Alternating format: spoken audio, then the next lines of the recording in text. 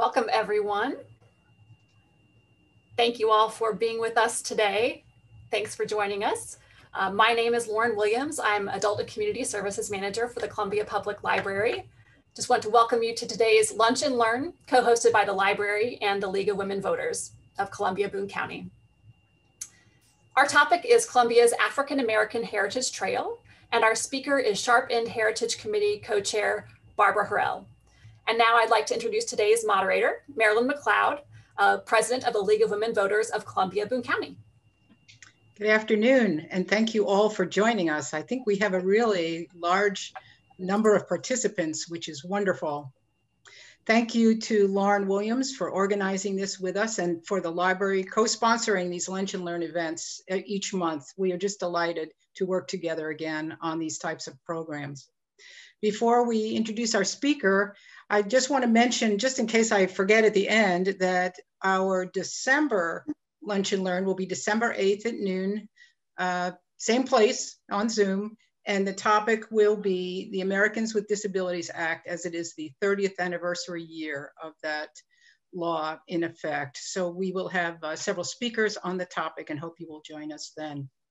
As Lauren said, today's program is about Columbia's African American Heritage Trail. We are so pleased to share with you the work of the Sharp End Heritage Committee and the Columbia Parks and Recreation and how they have marked designated spots in the African American Heritage Trail in our community. This is such an important part of Columbia's history, and what a wonderful idea to mark this heritage as this organization has done. Now I'm delighted to introduce Barbara Harrell, who is co-chair of the Sharp End Heritage Committee, who'll share the history and story of this project to preserve the landmarks and locations that are a part of Columbia's African American history. Thank you, Barbara, for sharing this story today. We are just delighted to have you as our speaker. Thank you, and thanks to everyone for coming to further understand the history of the Black community of Columbia. You're going to have a map shown a little bit later that you will be able to take with you when you go to visit the sites in town. They're all visibly marked. Let me first say that as a proud Black native Columbian, I'm excited because we lived in segregated Columbia for so long that now that we're together, everybody's finding out what everybody else is about. So today we're going to talk about the African American Heritage Trail. I've lived it. I'm an old lady, but I've lived it. So I can tell you everything. I know where the creeps and cracks are in the Black community. So we're going to share with you the good stuff and let you know where to go when you want to do it. You can pull up the map now.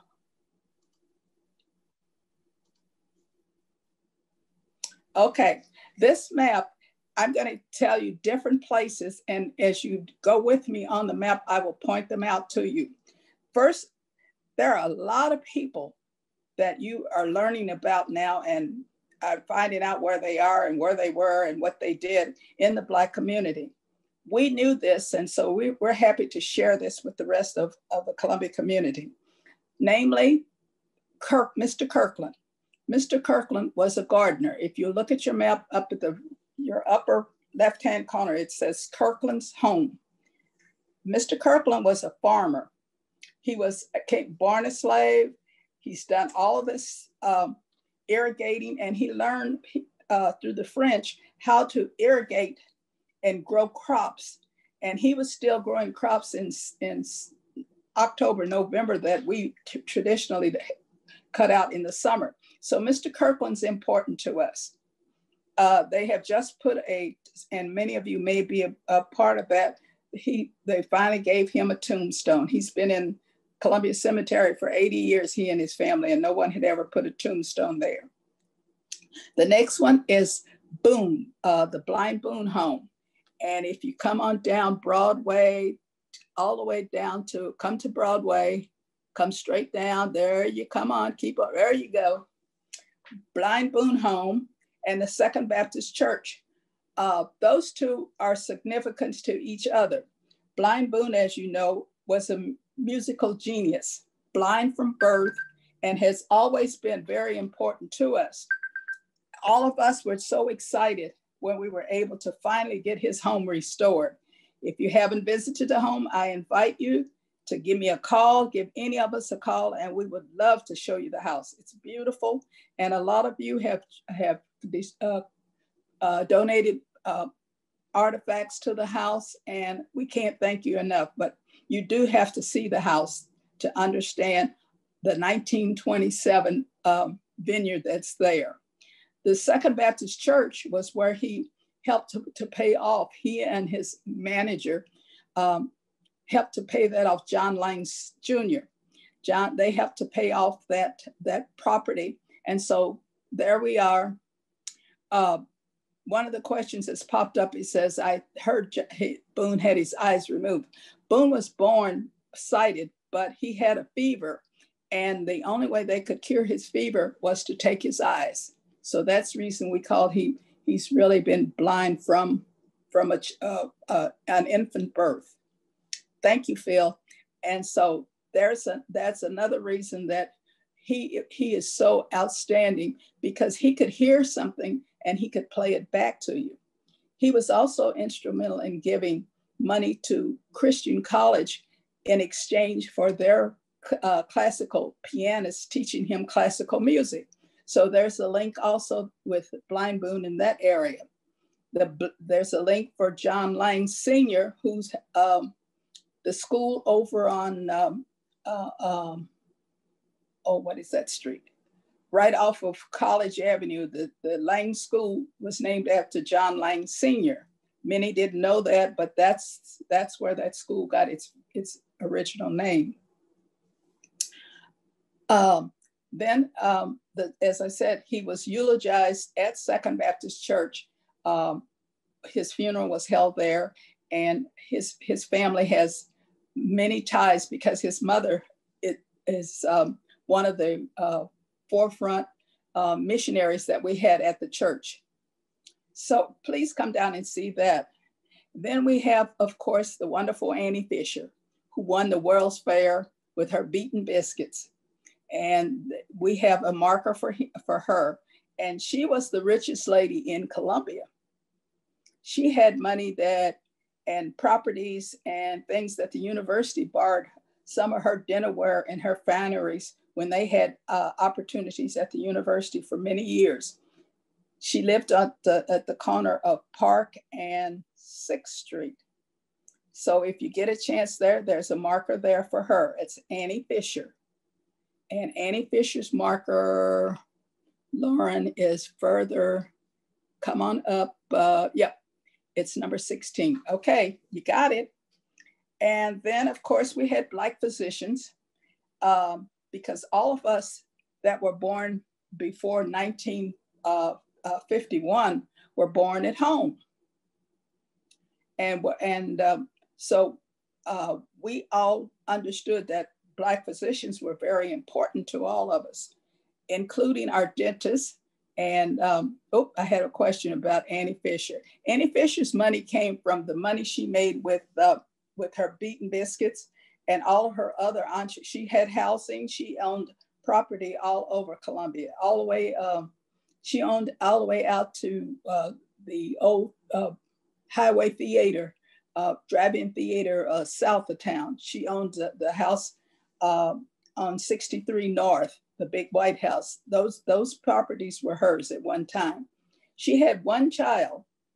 She and her husband divorced, and she had one child, and nobody's ever found where the child went off to college, and there is no recollection of what happened to Annie Fisher's daughter.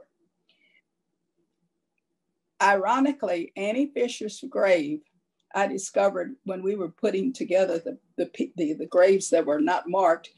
I found Annie Fisher's grave is in Memorial Cemetery, and guess what? She's got a little tin marker that says Annie Fisher. So since I'm her adopted daughter now, I go out and I make certain that every occasion we remember Annie Fisher. So she's very important to us. She had a beautiful home. Her home was one of the most elegant in town. It was a 3-story brick 16-room home there on the corner where her marker is. Our doctors, the ones that we have honored in this program, is Dr. Wiggins and Dr. Reynolds, and their marker is at Providence and Ash. Can you find that? Come on down. It's called the Dobie building. It's number 10. To your left, yep, you got it. And the Dobies are, Dr. Dobie was an important man that he came from the East Coast and settled here with his two daughters. His wife had passed, and he settled here in Columbia. And one of his daughters, any of you that might have known Ruth Wiggins, who was a school teacher at Douglas, she was one of his daughters. He had two daughters. The house is no longer there, and it's that entire corner where we have Dobie Flats. He had apartments that started at Providence, or 3rd Street as we knew it then, went all the way back to 1st Street, going west on Ash. There was apartment buildings there between Ash and Park, all the way back to 1st Street was apartment complexes that he had. And that was close to what we would call the projects now, but they were individual apartments in one big building. And after that, Miss Wiggins married Dr. Wiggins, Dr. Roland Wiggins, who was a Meharry graduate, a French scholar, went to Europe and learned strategic medicine, came home, and one of his students, Dr. Reynolds, and they started a practice there in the home. The home was demolished. Their home, Mrs. Wiggins' home, has been moved, and it's on the corner of Garth and Pendleton. It's a white house there on the corner, and her house was moved from Ash up to the site where it is now. And that corner also was the Mcquitty barber shop. And the Mcquitties are a family that started with a great-grandfather who was a Black builder here in town. And his properties were all on Garth and Worley. And the little shotgun house that used to sit there on the corner, we've moved it to the Boone County Historical Society. And we're housing that as Black History of Columbia, and it's a home there. We're in the process of furnishing that property, and hopefully it'll be shown when the spring housing is shown out at the Heritage Place. The one that's interesting and really interesting, go back up, Lauren, to up that same hill, go back up north, go on up to the Harvey House right there. Harvey House is important, and it's in a block of where the swimming pool and the housing authority is now. But that used to be an area that most active, because we had a grocery store there, we had a restaurant there, and the Harvey House was the main feature there. Harvey House was the only place Black travelers could stay. It was listed in the Green Book, which at one time was the only way Blacks could stay in. We couldn't stay in hotels. So the Harvey House was very important to us when they got to this part of the country. Traveling between Kansas City and St. Louis or across country, a lot of entertainers, major entertainers, stayed there. And I'm happy to say I actually lived in the Harvey House because my great uncle, Harvey, owned the house, and he and his daughter Lavinia ran the house. But we lived there because my parents they had an apartment on the 2nd level. They had family on the 2nd level. 3rd level was for entertainers, and the 1st level, of course, was where the restaurant and the dining hall was. So that's very important, and I miss it because there was a huge house. It was a huge 3-story house, and it was always entertainment, big cars, big Cadillacs, big limousines coming and going back in the day. So as a Black community, are very proud to have been included in that particular Green Book of Travelers.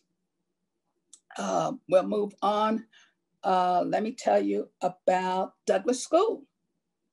Douglas School was from 1900 to 1959, and it was the one and only Black school after the Cummings Academy. Cummings Academy number 11, that was the first colored school in Columbia. And it was named the Cummings Academy. It went from Cummings Academy to Excelsior Academy. They moved it one block north and it became Douglas School. But Cummings Academy is being marked also as the starting of school for Negroes in Columbia. Douglas School, after it was moved to that site, became the only school for Blacks in Columbia until '59, when we successfully integrated the school system. I was the last class at Douglas, and I really am proud to say I was the last class, but I have 4 generations of family that graduated from Douglas too. So it's now called Frederick Douglass, but back in the day, and what's on the sign says Fred Douglass, because we weren't called by proper names at that time. Sharpen. Let me tell you about Sharpen. Sharpen got this all started. 1900 to 1960, Sharpen was the only place that Black businesses could have. We owned both sides of the street of Walnut from 5th to 6th Street. So Blacks were very important there because all of their businesses, from restaurants, nightclubs, everything that food, any kind of food service, bowling alleys, everything was up there. Pool hall, everything that was in Black entertainment was on that particular block on both sides of the street. And the post office is now on the side where most of the restaurants were. Sharpen was a place that everybody could go, but you had to be 18 or older. If you were under 18, we just looked over there. We never could go up there. You crossed that street and somebody, including some of the Black policemen, would say, "Why are you up here? You're on the wrong side of this side of the street. So get back on the other side and go where you're going." So I never got to see Sharpen for myself, except the corner where my aunt had a restaurant, and we'd go there and get our sandwiches and get back out on our side of the road there and keep moving. And we stood many a time on the trip where the Tribune is right now and kind of looked over there to see what was going on. Anytime you have any questions, please ask me. We had a couple of major Black businesses that was there. The Tiger Lounge and restaurant. And at night it became a nightclub. So at 6 o'clock, till 6 o'clock to about 9 o'clock, we had movies, and then it became a nightclub. So the kids we never got to do that much either, because parents didn't let you out much after dark until you were at least 18 in our community. Up the street was go back up to Noble's Court, Noble's Exchange number 12. Mr. Noble was the only paper dealer and trash dealer in town. He had a big paper company and lumber company there, right across from the school. And Mr. Coleman was across the street on the other side on Park Avenue. And he had iron and scrap place, and he owned the Tiger Lounge and the Tiger Theater that I just talked to you about. That was number 18.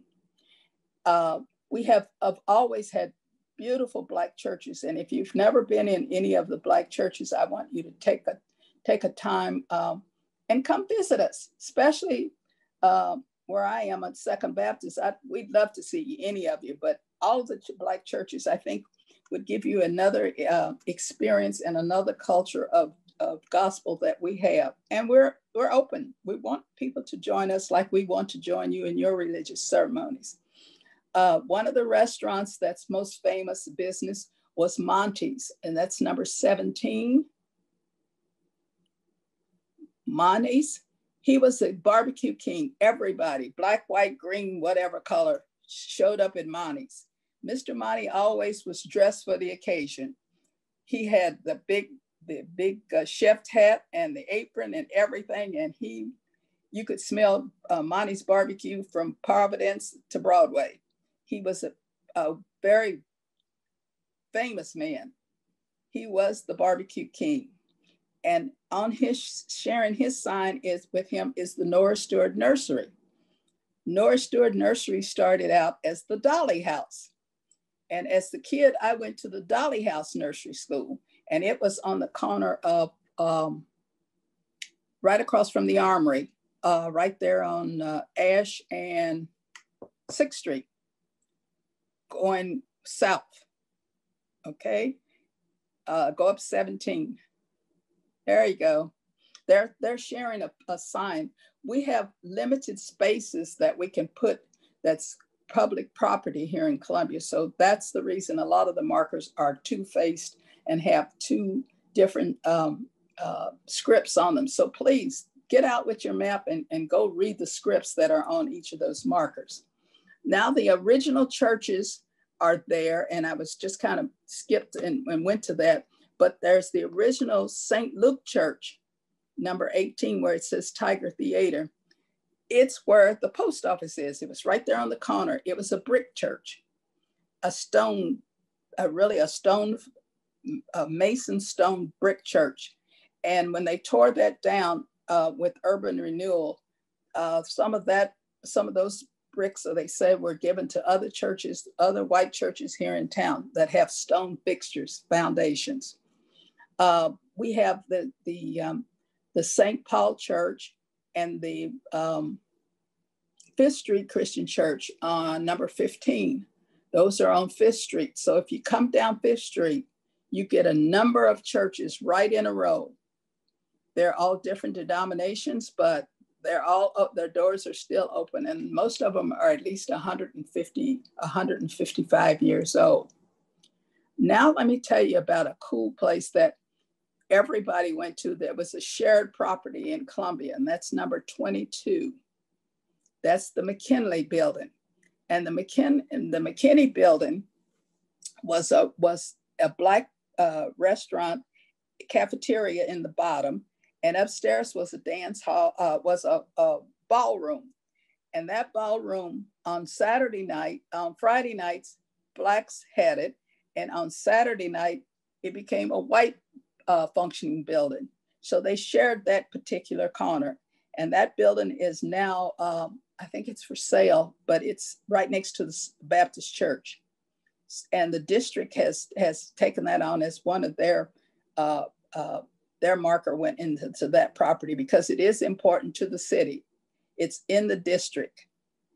Any questions so far, or I'll keep going? Questions? Anyone? There is a question about whether there are photographs of the original buildings. We have some, but Black History did not provide a lot of storage places for pictures. People might have had them in their homes. They might have had old photos, but they didn't share them because a lot of them didn't have the means to for cameras and materials. But they were the pictures that we have shared, and some of the markers do have pictures on them that we were able to get. Another area that's important to us is the Mcallister number 7. Go up, there you go. Mcallister Truby Market. Mrs. Truby was a white female who owned the grocery store, but she was one of the few that were still in the Black neighborhood. So all of us knew Miss Truby, and Miss Truby knew all of us. We would walk to Miss Truby's to get our groceries, or to 3rd Street Market if you live closer to Providence. So, but Truby's is up on Garth Avenue. And right across from her marker, and including in her marker, is Dr. Mcallister. Dr. Mcallister was the only Black dentist we've ever had. And he was a true Renaissance. he would see you on Sunday morning and he'd ask us, did we brush our teeth? How many times do we brush? And you're sitting in church and you're thinking, why is he messing with me today? Because it's not a day I'm in church. But he would stop you anywhere.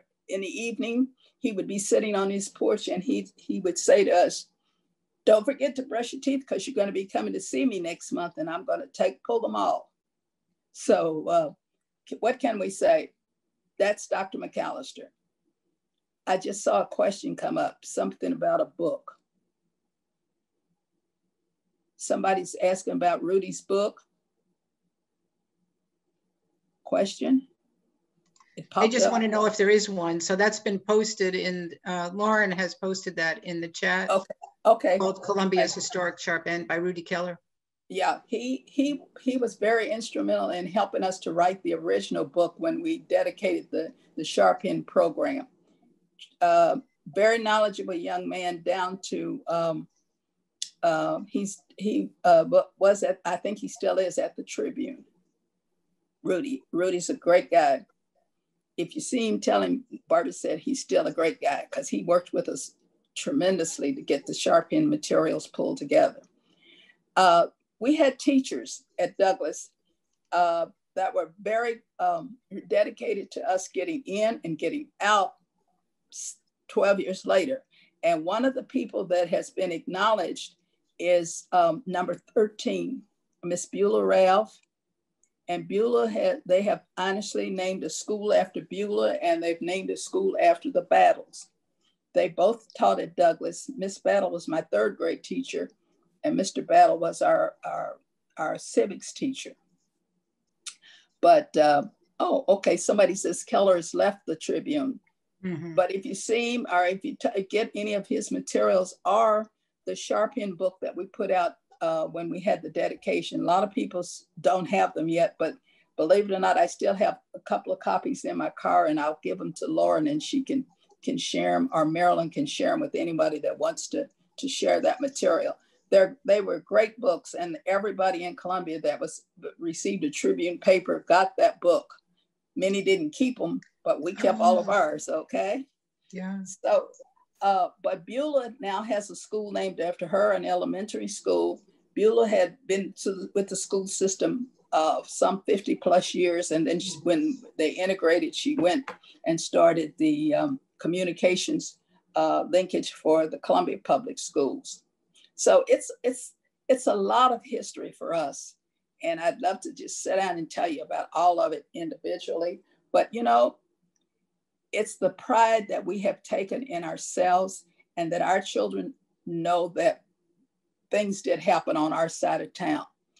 There's a group that's not been mentioned much, and that's the Cemetery Hill group and the Columbia Cemetery.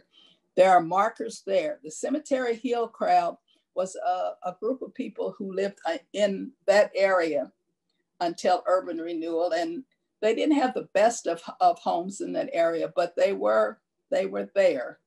And many of those families, when the Cemetery Hill was closed down, they moved into town, and a lot of them ended up, like most of us, out of our homes because urban renewal took a lot of property. If you're not familiar with urban renewal, take a look at urban renewal. Urban renewal crossed out many of the Black homes and communities. And it's sad because there were beautiful homes that were torn down, quote, for passage of urban renewal. So a lot of older families don't like the word urban renewal, including my family and me. But those families have moved on, and there is a marker in the Office Depot parking lot that shows you where the Cemetery Hill apartments were. And then if you go up a little further, there is the Columbia Cemetery. And I know many of you probably know about Columbia Cemetery because you probably have used it, because a lot of families, older families on the white side, use that. But up in there is Black families listed. Try walking through that cemetery at 7 o'clock in the morning on a cold morning with a flashlight. We did it because we were trying to find blind Boone to make sure he had a marker, and all of the ones that we find. And also up in that area is the guy that was lynched, and his marker is there. And there is a marker also at the bridge where he was tossed over at Stewart Road. And so those kinds of things are all listed in that particular map. And in just following the map, just if you got a walking day, just get out and walk and see and read the markers that are there representing what we already knew in our part of town, and now we're sharing with the rest of Columbia. Because a lot of folks would think of us as, oh, well, where did that happen and where did that happen? Some of us lived it, and some of us are still living it. The last marker is the Trailhead Marker that's down at Flat Branch. And when we have the dedication, put it on your calendars, December the 3rd, we're going to dedicate all of this trailhead and all of this this project to the city in lieu of waiting until the 2000 celebration. We want you to be included and enjoy this the whole time, because we've enjoyed putting it together. Okay, questions? I could talk on, but I don't want to cut anyone out of having a question. I don't see any, they've been answered. The name of the gentleman who was lynched is James Scott. James Scott, yes. There, his marker is right next to Kirkland's. They just dedicated the Kirkland one, and if you look to the left of Kirkland's marker, there is the James Scott marker. And if any of you were involved in the James Scott program when we brought his the young lady that was supposedly raped, her family came to Columbia, her grandchildren, and they had no idea that any of this had happened. But they came, and we had a big program and a dedication, and this entire city turned out, and we had a full celebration from Second Baptist Church to the cemetery and marked that. So if you weren't here or if you missed it, I'm sorry. It was a beautiful occasion. And guess what? He was not the rapist. His papers have been cleared that his murder was a homicide. Okay? The person that did that particular rape got away with it and had already gotten away with raping 2 other people in town and was in the jail at the same time. Wow. So history does good things and history does bad, but we're proud of Columbia. I'm very proud to say I was born and raised right on the corner of Worley and Garth. My house still stands there. Is that the purple house? No, come down Worley going toward Providence, and they've put 2 houses up there, but the little white house that somebody has taken over and made a mockery of, because we used to my grandparents had a koi pond, and I remember falling in that once, and when I went by there once to see what was going on at the house, they've covered it over, and they've got a big trailer sitting over the koi pond. Oh, wow. So Columbia changes, and people don't recognize and keep things like we used to have them, because we didn't have much, but we did have good stuff, as other families did.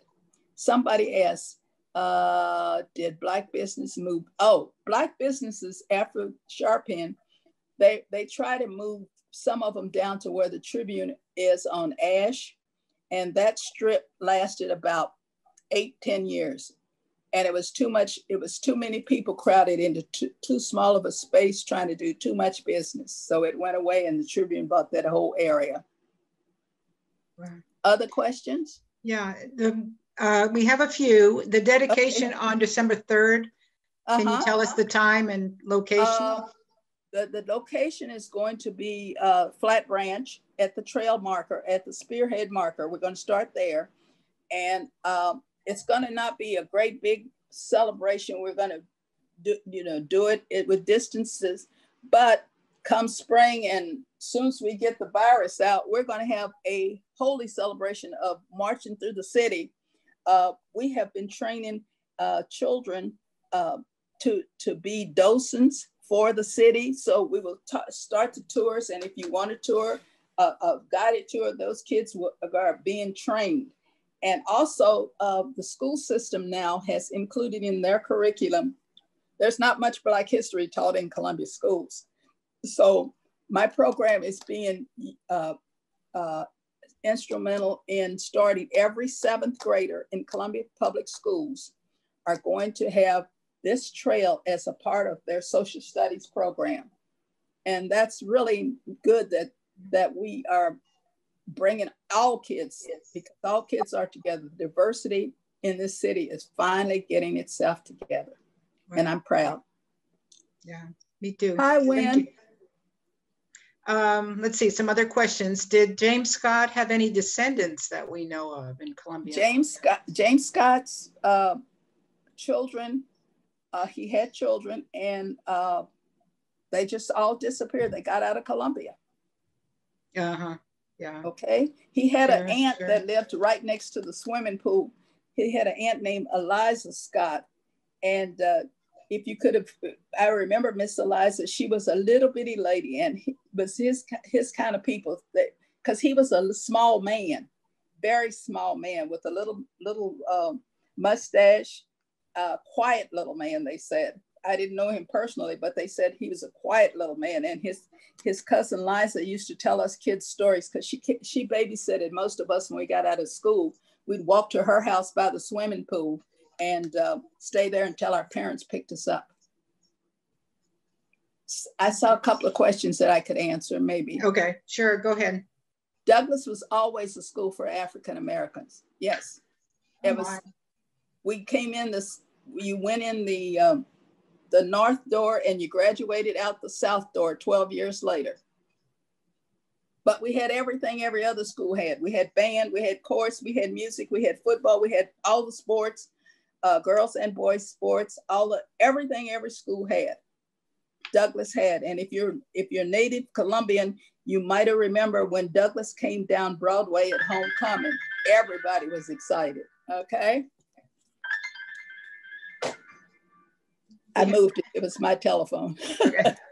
We're having a big storm over here on my side of town. In case the power goes. Okay, we're having a storm out at my side too. I'm out here by the forum, and we got a little storm brewing up too. Yeah, it's pretty heavy. Someone's asked about a copy of the map, and Lauren has shared that link, so you can go get that. Yeah, you can print it. She said you can print it out. Question, is Douglas School where Cummings Academy used to be? No, Cummings Academy was the original school right there at where the Enterprise car rental is, right there on Providence and Ash. Right. And if you go north 1 block, that's where the Douglas School is now. Okay. And let's see. Douglas is, the question is whether it's always a school for African Americans. We've answered that. Yes. How did the Sharp End get its name? Sharp End has 2 names. The word Sharp End, as we knew it, was 1 word. Okay?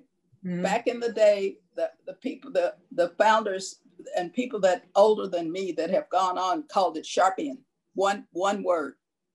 And it indicated a row of housing that was on top of the buildings, and how families got to them. They made a sharp end into between the buildings and went up to their apartments, because they couldn't enter from 5th Street.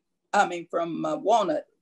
And that's where the original Sharp End is. That was the name of the road that was between the houses where they went to their apartments behind the buildings. But everybody since then has called Sharp End the building right here in town, the middle of the streets. But it's 2 words now, Sharp End.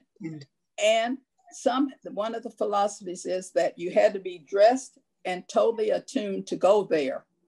You didn't go in your sloppy clothes. When you went to the restaurants and when you went to the nightclubs, you were sharp. So that came a Sharp End. Yeah, one of our guys, I thought was. One of our guys that went to the service came home and he said, we're known country, worldwide. And we asked him, what are you talking about? And he said he was in Europe someplace, and he met some guys, and they asked him where he was from. And he said, Columbia, Missouri. And said, the first guy said to him, is that sharp end still there? Can you imagine that? And it was in the 60s, all right? Yeah. So we were well known. And a lot of cities are now copying what we did. Jefferson City, Fayette, Mexico, and all of them are trying to bring back their Black communities. And so that's a good thing. It shows the diversity that are in the cities, that we all are one. Whether we want to acknowledge it or not, we are one. We just live in different parts of town. The last thing that I want to add is that we have 2 sites that we're still needing funding for, and each of the markers costs $2,500. And I'm not selling markers, but if you have money that you're throwing away in a pot, just send it our way. Sharp pen, the latest one is the Miles Manor, and Miles Manor is not in the local district that it was. Miles Manor is the stadium almost at Forum. And that's the only Black subdivision in town that is original subdivision that started after urban renewal, because we couldn't buy housing in town in 59 through 61 and 63. And so through one lady's desire to have places where Black people could have nice homes like we had, Miss Claire Miles and her group bought this subdivision out here. And I live in Miles Manor and I love it. So Miles Manor is the latest marker, and it's being put down next week. Great. Couple other questions if you have time for us. Yeah, we're good. The Kansas City Monarchs and other Negro League baseball teams played local teams in Columbia. You know where those games took place? Douglas School. Douglas, that Douglas area between the swimming pool and the school building. It was the Columbia Falcons they played. Okay. Now, when the proponents of urban renewal, when that project came up, what was the history on that in terms of the selection of that location? Since it sounds like there were nice homes and businesses. Right. It was a federal mandate that they do land clearance.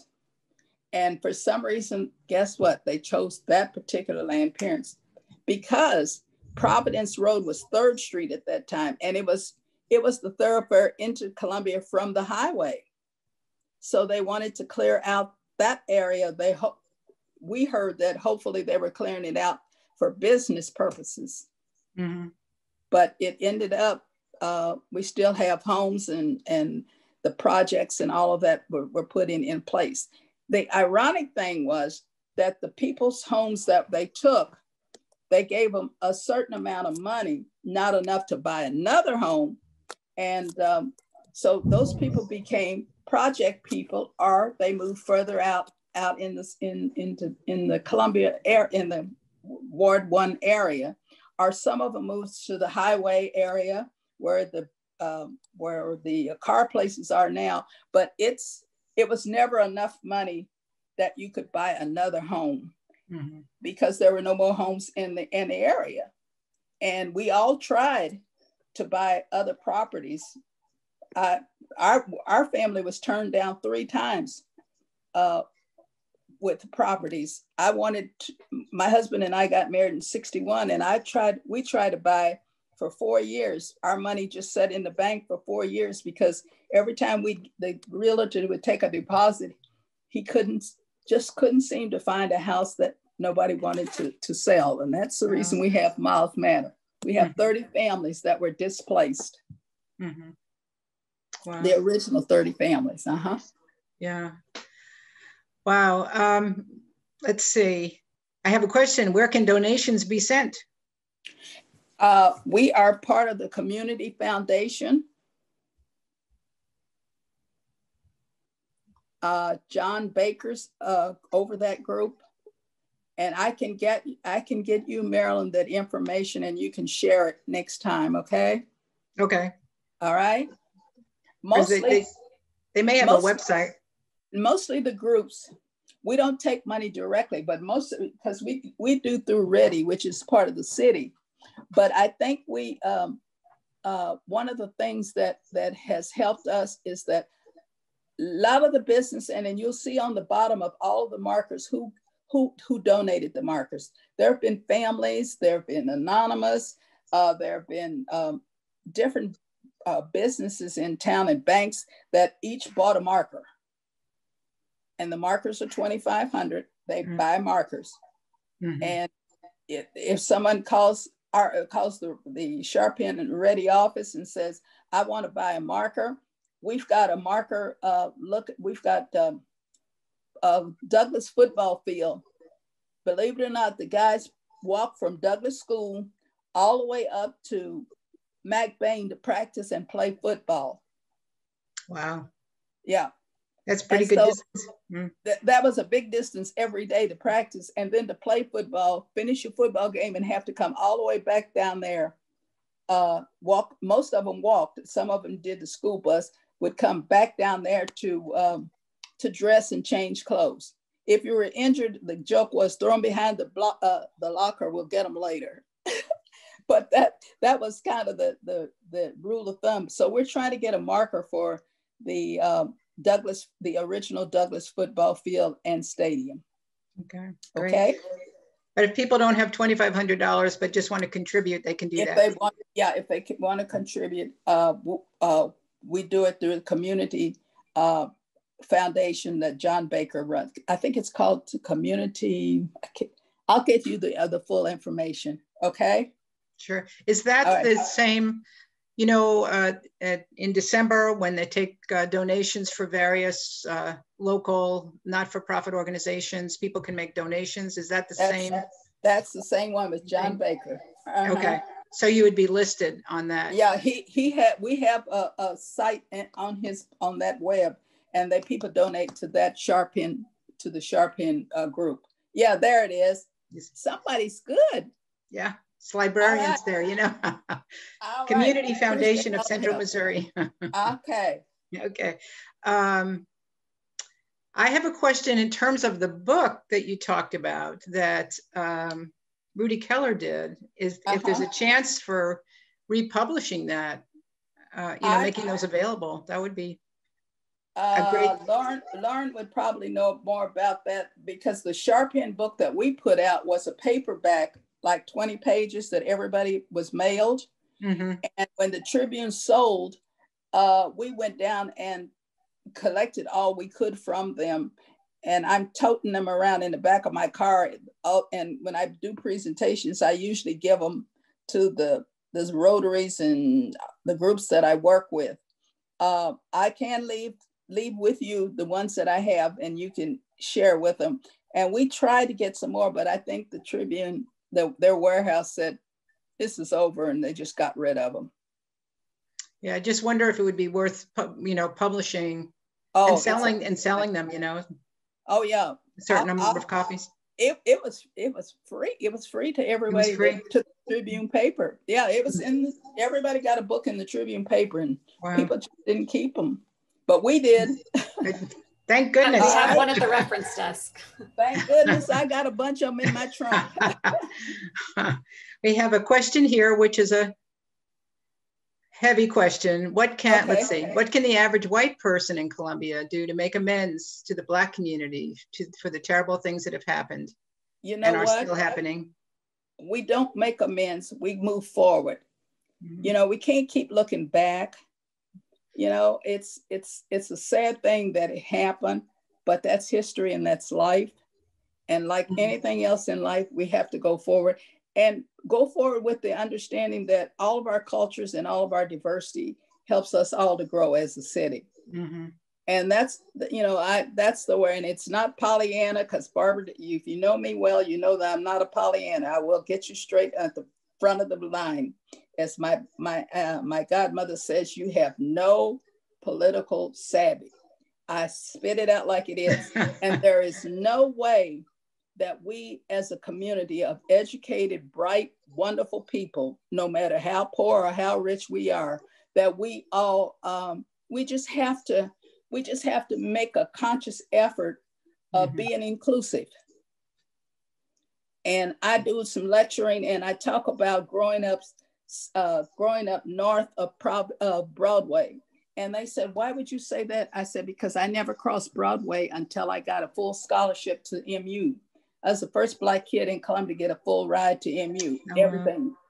And that was the last place I wanted to be, because I saw what my ancestors, and we couldn't even go to football games at MU. You had to sit on the hill, and all of those people fed the students and fed the football players and everything else, but they couldn't go to a football game. Wow. We couldn't go downtown as kids and buy ice cream at the dairy. We had to stand outside and get ice cream at the dairy. And those things I remember, and I'm in my 70s, so I remember it. And I try not to tell the younger kids what they missed. It was a part of our culture and our growing up that we had to do better. And we're trying to show everybody to do better. Take what we learned and what we had and expand on it. And I'll get off my bench now. I will not preach anymore. Well, I will share this last comment here. You need to write this all down. I am. It's in the State Historical Society, and I have a time, because being my minor was history. My major, of course, was education, but I'm one of the few that will talk about it. A lot of Blacks still don't want to talk about it. And that's the committee, that the Sharping Committee of Locals. There was only 5 of us. Sion Williams being the oldest, he's 95. And he was, his kids grew up with me. And so we still talk about it. And a lot of the Blacks that we looked up to are gone. Okay? Right. So we do what we can when we can. Well, we are so grateful, first, for your time here today and for this wonderful project. I think we'll all benefit from it. And I love that the students will, have firsthand knowledge, and that you'll have students leading the way. So thank you so much. Oh, thank Barbara. You. This was wonderful. All right. You all have a good weekend. Okay. Yeah, you too. You take care. I'm already on to the weekend. Bye-bye. Thank you so much. And thank you all for attending today's.